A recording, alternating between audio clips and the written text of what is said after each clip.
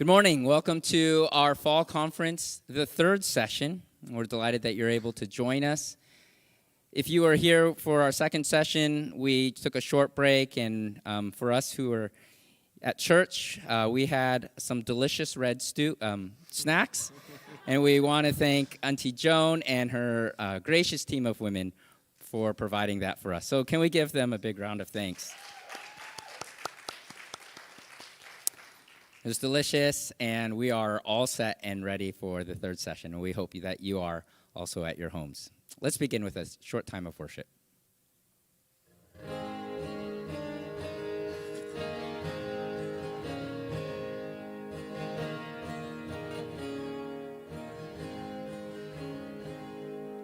Be not dismayed, whate'er betide, God will take care of you. Beneath His wings of love abide, God will take care of you. God will take care of you through every day or all the way. He will take care of you. God will take care of you. Through days of toil when your heart doth fail, God will take care of you. When dangers fierce your path assail, God will take care of you. God will take care of you through every day or all the way. He will take care of you. God will take care of you. All you may need, He will provide. God will take care of you. Nothing you ask will be denied. God will take care of you. God will take care of you through every day or all the way. He will take care of you. God will take care of you. No matter what may be the test, God will take care of you. Lean weary one upon His breast, God will take care of you. God will take care of you through every day or all the way. He will take care of you. God will take care of you. Will you pray with me? Lord, thank you for knowing our needs. You have created us, and you know each one of us intimately. And you also know that without your care for us, we would be lost and we would be struggling in our lives. Thank you for providing and for protecting us. In Jesus' name we pray all these things. Amen. For this third session, I'm going to invite Robert here, and he's going to read our passage for us. So we'll be reading from Genesis 27, verses 1 through 45. Very familiar story as we read through this in preparation of our hearts for the message we'll receive. When Isaac was an old man, and his eyes were so weak and he could no longer see, he called Esau, his older son, to him. "My son." "Here I am," he answered. Isaac said, "I am now an old man and don't know the day of my death. Now then, get your equipment, your quiver, your bow, and go out to the open country and to hunt some wild game for me. Prepare me a kind and tasty food I like, and bring it to me to eat, so that I may give you my blessing before I die." Now Rebekah was listening as Isaac spoke to his son Esau. When Esau left for the open country to hunt game and bring it back, Rebekah said to her son Jacob, "Look, I overheard your father say to your brother Esau, 'Bring me some game and prepare me some tasty food to eat, so that I may give you a blessing in the presence of the Lord before I die.' Now, my son, listen carefully and do what I tell you. Go out to the flock and bring me 2 choice young goats, so I can prepare some tasty food for your father, just the way he likes it. Then take it to your father to eat, so that he may give you his blessing before he dies." Jacob said to Rebekah, his mother, "But mother, Esau is a hairy man, while I have smooth skin. What if my father touches me? I would appear to be tricking him, and would bring down a curse upon myself rather than a blessing." His mother said to him, "My son, let the curse fall on me. Just do what I say. Go and get them for me." So he went and got them and brought them to his mother, and she prepared some tasty food, just the way his father liked it. Then Rebekah took the best clothes of Esau, her older son, which she had in the house, and then put them on her younger son Jacob. She also covered his hands with the smooth part of his neck with the goat skins. Then he handed her son Jacob the tasty food and the bread she had made. He went to his father and said, "My father." "Yes, my son," he answered. "Who is it?" Jacob said to his father, "I am Esau, your firstborn. I have done as you told me. Please sit up and eat some of my game, so that you may give me your blessing." Isaac said to his son, "How did you find it so quickly, my son?" "The Lord gave me success," he replied. Then Isaac said to Jacob, "Come near, so I can touch you, my son, and to know you are really my son Esau or not." Jacob went close to his father Isaac, who touched him and said, "The voice is the voice of Jacob, but the hands are the hands of Esau." He did not recognize him, for his hands were hairy like those of his brother Esau. So he proceeded to bless him. "Are you really my son Esau?" he asked. "I am," he replied. Then he said, "My son, bring me some of your game to eat, so that I might give you my blessing." Jacob brought it to him, and he ate, and he brought some wine, and he drank. Then his father Isaac said to him, "Come here, my son, and kiss me." So he went to him and kissed him. When Isaac caught the smell of his clothes, and he blessed him and said, "The smell of my son is like the smell of the field, and the Lord has blessed. May God give you the heaven's dew and the earth's richness, and abundance of grain and new wine. May nations serve you, and peoples bow down to you. Be Lord over your brothers, and may the sons of your mother bow down to you. May those who curse you be cursed, and those who bless you be blessed." After Isaac finished blessing him, then Jacob had scarcely left his father's presence. His brother Esau came in from hunting. He too prepared some tasty food and brought it to his father. Then he said to him, "My father, please sit up and eat some of the game, so that you may give me your blessing." His father Isaac said to him, "Who are you?" "Well, I am your son," he answered, "your firstborn, Esau."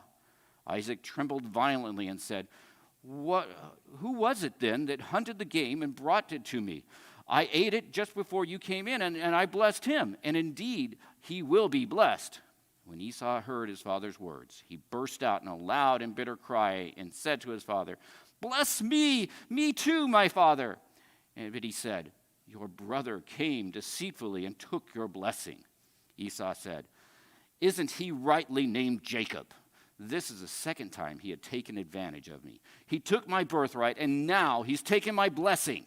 Then he asked, "Haven't you reserved any blessing for me?" Isaac answered Esau, "I have made him lord over you, and have made all his relatives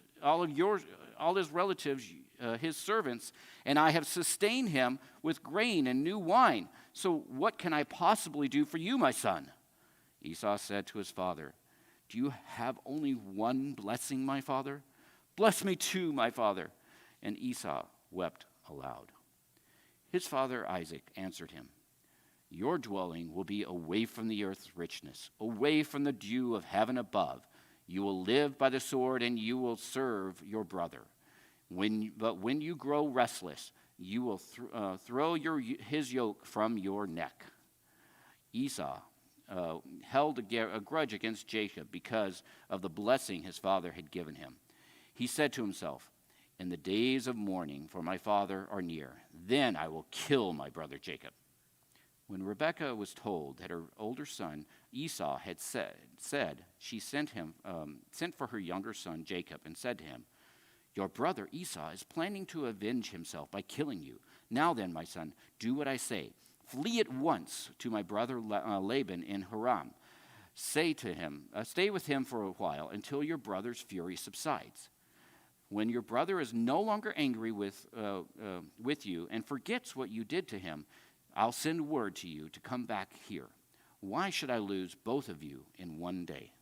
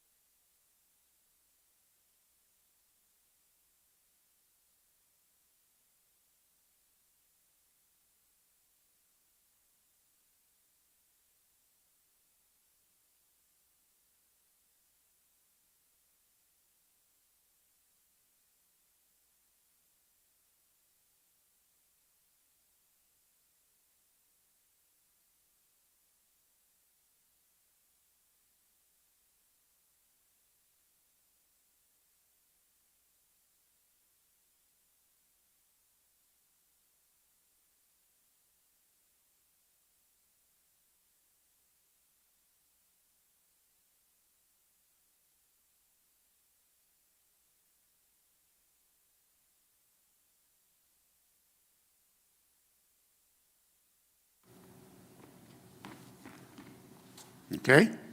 Okay.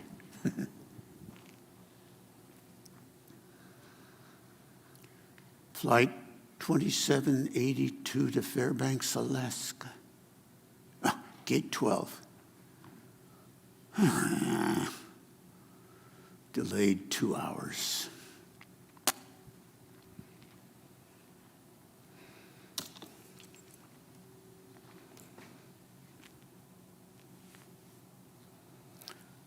I think I blew it.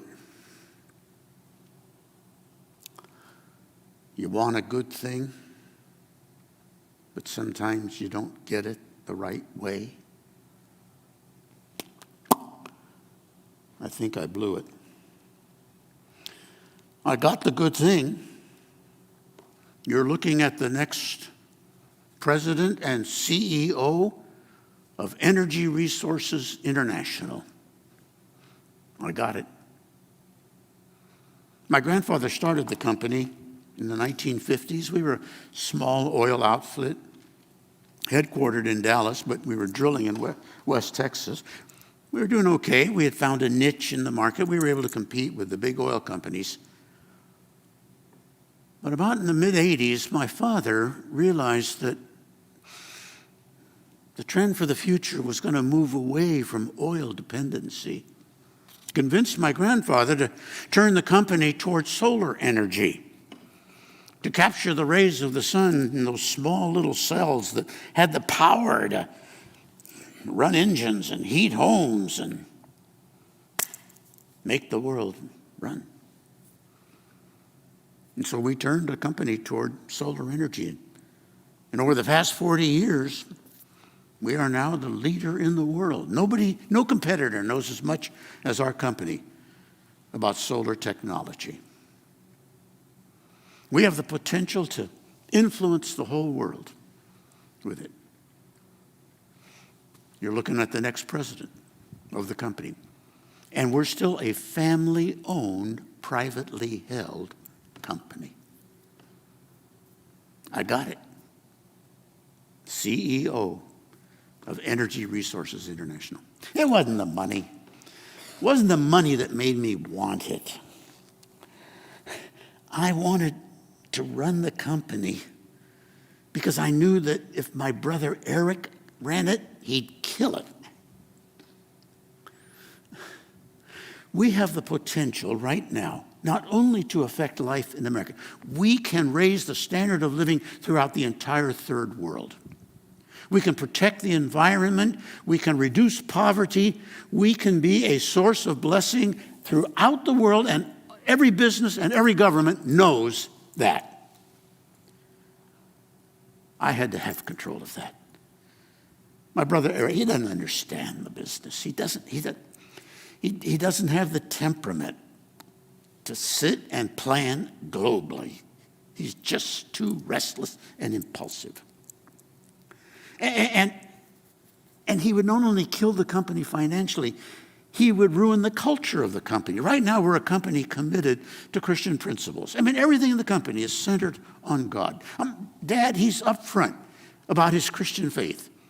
Every conference he goes to, every contact he makes, every foreign leader he meets with, he's upfront about his faith. Everybody knows where Dad stands. Okay? Our company contributes unbelievably to Christian organizations. Dad's on the board of 2 or 3 parachurch organizations. He's been an elder for 20 years. He's been a silent, generous giver to the church. Eric would ruin all that. Eric doesn't come to church. I doubt that he's a believer. He doesn't have the values for the company. I wanted the control in order to continue the company, both as a financial business and as a Christian organization. I wanted to be CEO. It should have been mine. I shouldn't have had to do what I did to get it. I mean, everything pointed to me, everything. When we were born, my mom tells me, she says, when your brother came out, he just sort of lay there. When you came out, you were wiggling and moving and grabbing, and the nurses said, that one's got the brains. That one's got the energy. And then when we were dedicated in church, I mean, I've seen the video, okay? The pastor's holding both of us. Eric is a little bit bigger than I am, always has been. He's the older twin, so he's a little bit heavier. But the pastor doesn't know which one of us has been born first. He's just got 2 boys. Now, he's just sitting there kind of blah, looking at the audience. Me, I'm squirming, trying to get the pastor's ear mic to take it off. Okay, typical, grabbing, blah, blah, okay? So the pastor's going to pray. He starts praying for me. And he prays that I would lead the family for God. That I would develop the resources that would bless the world. That I would continue the company in its godly pattern and example. Now, he prays for Eric too, but lesser stuff. Make him a joy to his parents and develop his care. But the leadership prayer, pastor doesn't know what he's doing, but he's being directed. It points to me. Okay? And Eric, he senses it pretty soon. We're growing up. He's bigger. He's faster, but I'm smarter. I'm the one who always has the ideas, the plans, the schemes. In high school, Eric, he's a jock, and he parties. In high school, I run student government and compete in academic decathlon. We're just opposites, okay? We both go to Baylor on scholarship. He's athletic scholarship. I'm academic scholarship. We join the same fraternity, but we have different roommates just so we get to know other people. But one day in our 3rd year, it turns out we both have the same economics class. And we're studying together a couple of days before the final to do it. And I'm looking over at Eric, and he has no clue what he's reading in that economics textbook. And he hasn't written the term paper for the class. 2 days before the class ends and before the final, hasn't written the term paper and hasn't a clue what's in. And he is just frustrated. He just leans back in his chair.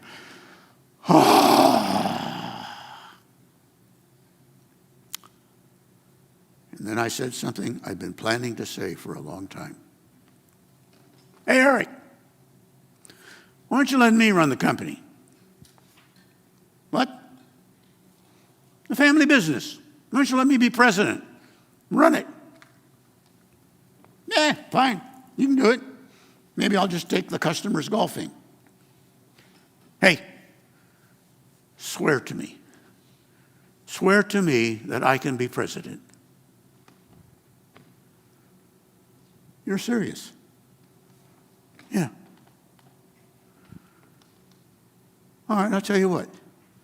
You write my economic term paper for me, I'll let you be president of the company. And he swore it. It should have been mine. Everything pointed to me. The nurses at the hospital, the pastor's prayer, even Eric giving it over to me. I don't know why Dad didn't see it. Well, I do know why Dad didn't see it. Mom and I, we used to talk all the time. Mom knew I should be president of the company. But the legal power to make that decision, that lay with Dad, only Dad. I don't know why he didn't see that I was more qualified. Yeah, but as I thought about it, Dad always had a blind spot toward Eric. That's because Eric was an athlete. I mean, in high school, he was all-state. College, he was all-conference. Played for the Cowboys. One year, he helped them win the Super Bowl. Catch in the end zone. 2 toes in. Dad has a picture of that blown up. Back door of his office. But after about 2 or 3 years, Eric blew out his knee. Boom! Couldn't play anymore. So he came to work for the company. By then, I had my MBA. I was in the company moving around from resources to human to accounting to sales to you name it. I was moving around every department, getting experience, learning the company. Eric came. Dad tried to plug him in. Nothing worked. I mean, Eric,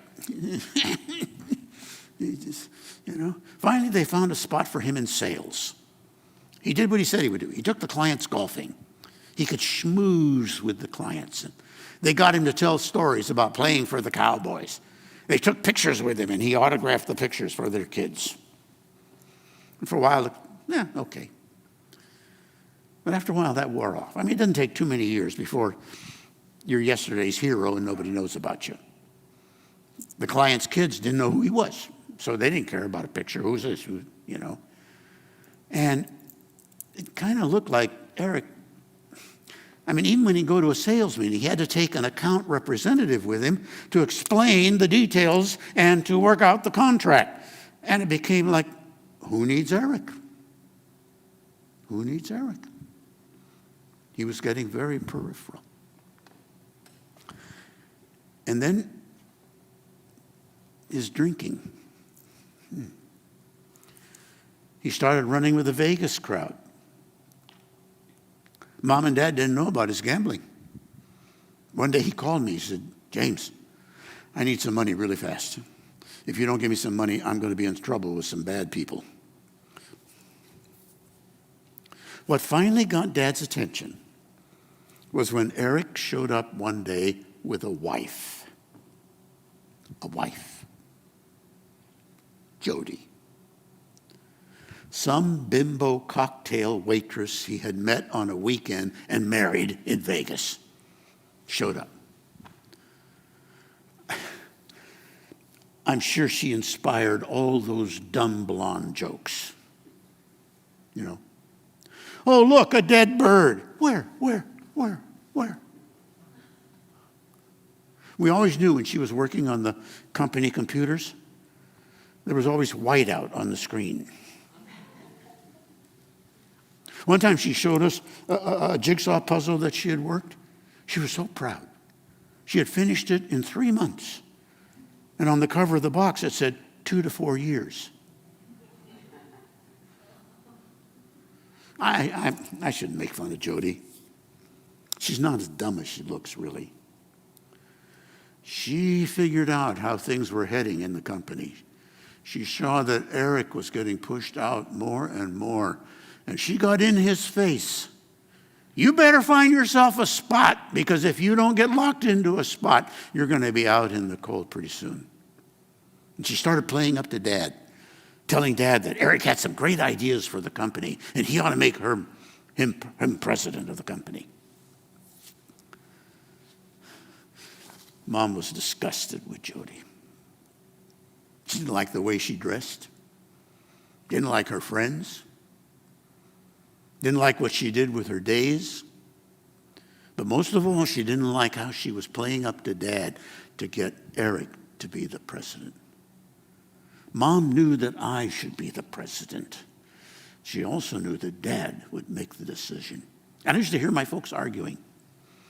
She'd say to him, Ike, if you don't see what Joseph is doing, you're blind as a bat.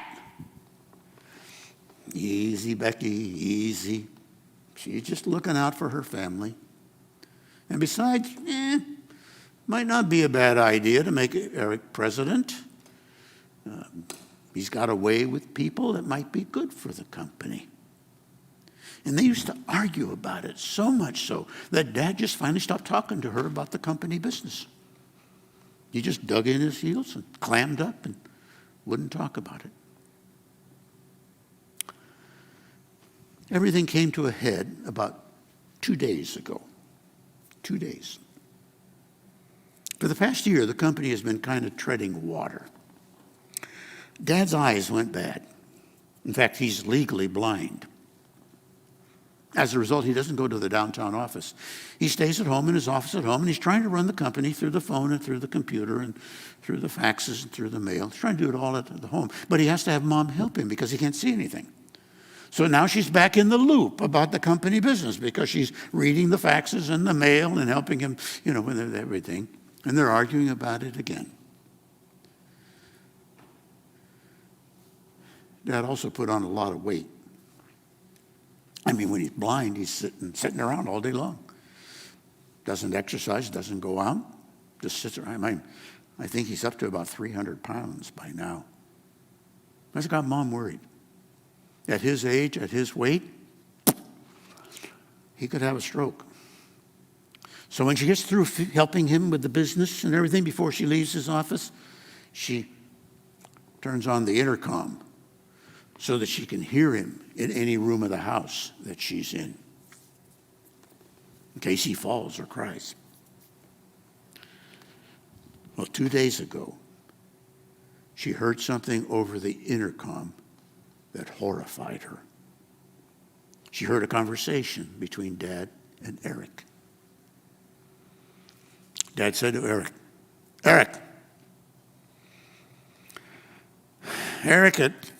I don't know how long I had at my weight, my age, but anyway, I've decided I want to put my affairs in order, my personal affairs, and most importantly, the company affairs. I want to put them in order.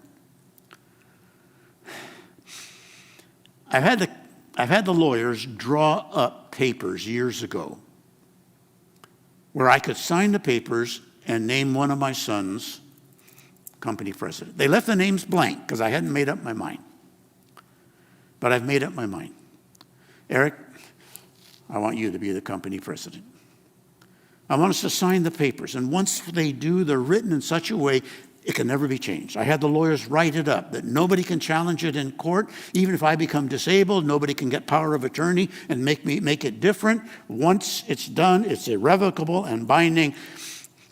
I want us to sign it. I want your name on it.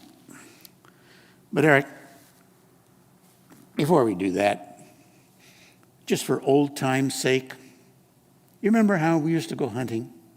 You and I, we go down to South Texas to that place we owned. We'd hunt for venison and we'd cook it up. And Eric, before we sign, I'd like to have a celebration of the past, and then we'll establish the future. Eric, go down to South Texas where we used to go. Get some venison. Cook it up like I like it. Grilled corn, coleslaw, and those hard rolls from Vaughn's that I like. Bring it back. We'll have a feast. We'll sign the paper. Are you game? Was he game? This was his chance. He would get Jody off his back. He'd never have to worry about a salary. If he didn't understand the business, surely he could find somebody else in the business who could know what they were doing. Yeah, great idea, Dad. Memory meal, and then we'll establish the future. Let's do it. And he left. He got in his four-wheeler, and he headed down that afternoon into South Texas in order to get the venison. Mom heard all that on the intercom. She called me the next day at the downtown office. She said, I don't want to talk over the phone. I want to come down and have lunch with you. When we got there, she said, your dad is going to make Eric president of the company. We've got to stop that.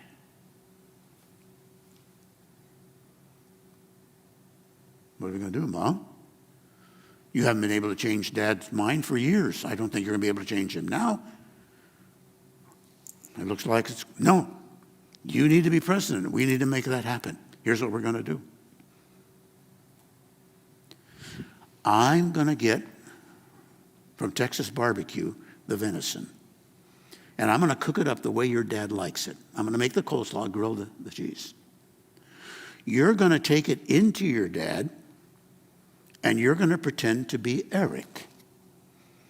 Your voice, your dad can't see real well. All he sees is shadows. Your voice and your brother's, they sound pretty much, people are always getting you mixed up on the phone. And you wheel that card in, and you have that meal, and you sign it, and once it's signed, if your dad later figures out what happened, nothing he can do about it. It's irrevocable. I couldn't believe she was saying that. I couldn't believe she would do that to Dad. I wanted to say, Mom, you're crazy. That's wrong. But I didn't. I wanted it so bad. I just said, Mom, it won't work. Dad will figure out I'm not Eric. She said, no, I have a plan. Your brother did not take his hunting jacket with him when he went to South Texas. You'll wear that jacket. Your dad will feel it, and he'll smell Eric also. We've got to try it. Otherwise, it's gone. So later that night, the day after Eric left, I wheeled the cart in to Dad. Dad! Who is it? It's me, Dad. Eric. I brought the venison and the grilled corn and the coleslaw and the Vaughn's hard rolls.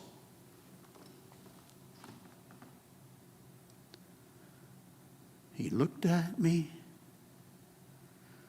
His eyes were cloudy and liquid, but I felt like he can see right through me. He said, how did you get it so fast, Eric? Did you whistle for the deer and it came running to you? No, Dad. It was God, okay? I got a kill early this morning. God made it happen. It's his sign that he wants us to eat and sign the papers. It's God.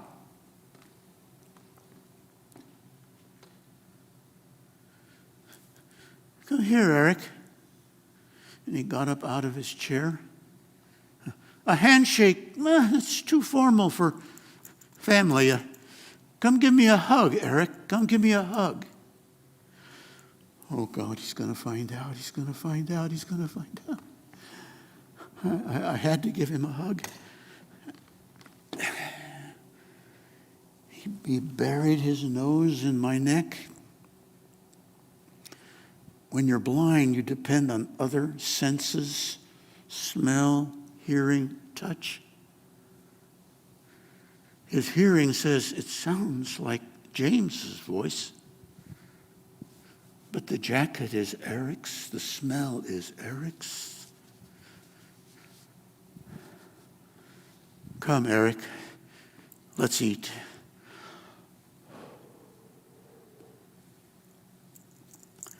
We ate. We ate until we couldn't eat another bite. Finally, Dad says, Eric, time to sign, time to sign. He reached into the drawer of his desk and he brought out some papers. I looked at them, what the lawyers had done.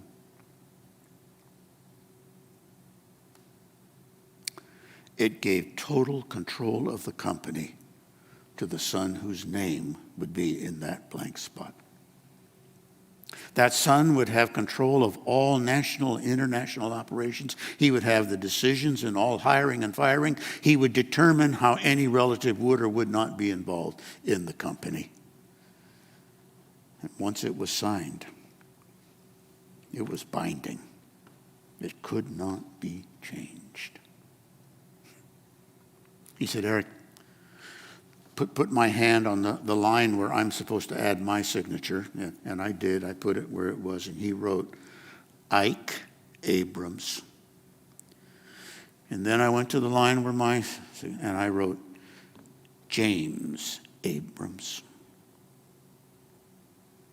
It's signed, Dad.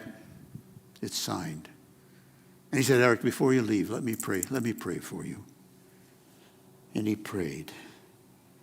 He prayed that I would run the company with Christian principles, that I would prosper it internationally and nationally, that everything that I did would have God's blessing on it. He prayed. And at that moment, I was so ashamed. I was ashamed of my father's blindness. I was ashamed of my mother's scheming. I was ashamed of my brother's worthlessness. But most of all, I was ashamed of myself. What I was doing to get a good thing. I left his office, got out into the hallway, saw Mom threw Eric's jacket down on the floor. I was going to head out back to get into my car and drive to my apartment, but just then I heard Eric's car drive into the front, and I didn't want him to see me leaving. Mom picked up the jacket, hung it up in the closet. I ran upstairs, went down the hall to my old room. I looked out the window, and I saw Eric getting out of his four-wheelers. He had plates with aluminum foil, and I thought, oh no. He's got the venison. He's going to go in to Dad. And I listened on the intercom. Dad had fallen asleep after the huge meal that we had. So when Eric went in, he had to wake him up. Hey, Dad! Dad! And Dad is, who is it? What do you want? Who are you? Dad, it's me, Eric. I brought the food. That we were going to eat it. We're going to sign. We're going to sign. Dad? Dad! Why are you shaking? Dad, why are you shaking? Dad, stop shaking. And Mom is listening on there. She thinks Ike's having a stroke. I'm getting ready to call 911. But pretty soon, Dad's voice becomes real clear. Eric, I've already signed the papers. Eric, whose name is there? Whose name is on that? James. James, you son of a... James, I'm going to kill you. I swear to God, James, I'm going to kill you. I'm going to kill you. Dad, it's James. Dad, you've given him everything. He has everything. Dad, what's for me? What can you give? I can't change it. It won't do any good to challenge it in court. It won't succeed. Dad, what can I do? What can I... Maybe you can go somewhere else where you won't have to look at it every day, where you won't have to see it all the time. Maybe you and Jody can go to another country, make another life for yourself. Go down to Mexico, start a club down there. I don't know what to tell you.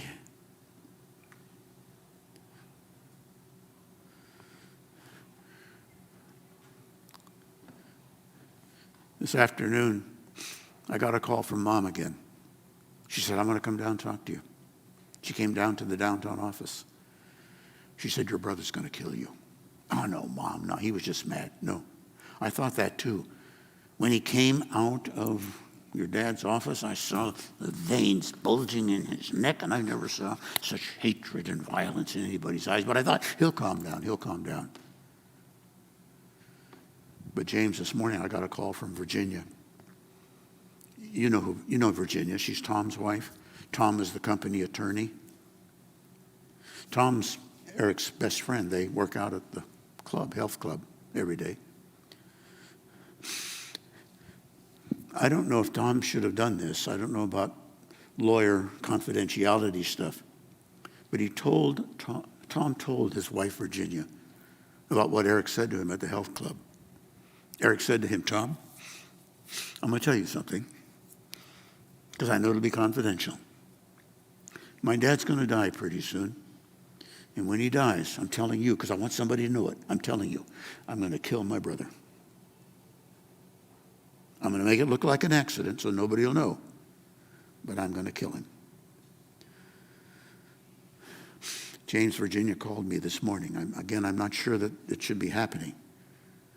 But James, I'm scared. Your dad, this hit him harder than I thought. I don't know if he's going to make it. And if he dies and James does something to you and they find out that he did it and all three of you are gone, I can't take that. James, my brother Leonard runs a pipeline up in Alaska. You go up there, he'll give you a job. If things ever get better around here, I'll email you or call you and you can come back. But you've got to get out of here.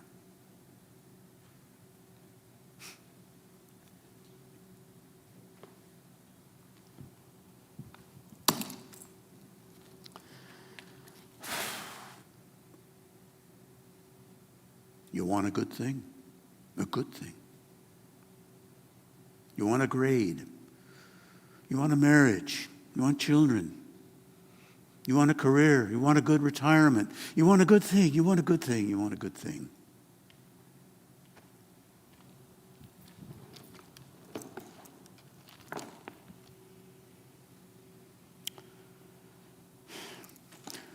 My plane leaves in an hour for Fairbanks.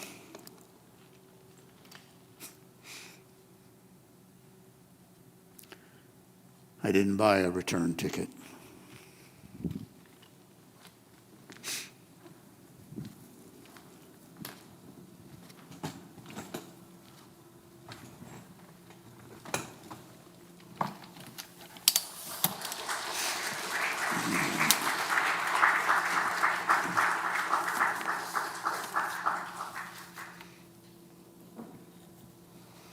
Wow. Thank you, Dr. Sunukjian. Normally when a speaker comes up with his goods all packed with a carry-on, it's not a good sign. But thank you for presenting to us what a modern-day example of what the Bible is trying to express to us. And so we're thankful that we've had this time together. And for us at home, we're thankful that you could join us today as well. We have 2 more sessions. Tomorrow morning at 9:15 will be session 4, and 11:15 will be session 5. So please join us here at church for either one or both of our worship services. And for us who are able to join us today in person, thanks for being here. We have some leftover refreshments, and I know that they were delicious. So please, before you go home, exit through those doors, pick up what you would like to take home. Again, thank you for being with us this weekend. We're still continuing through the life of Jacob, and I know that we're going to finish well tomorrow. All right, have a good rest of today. Thank you for being with us.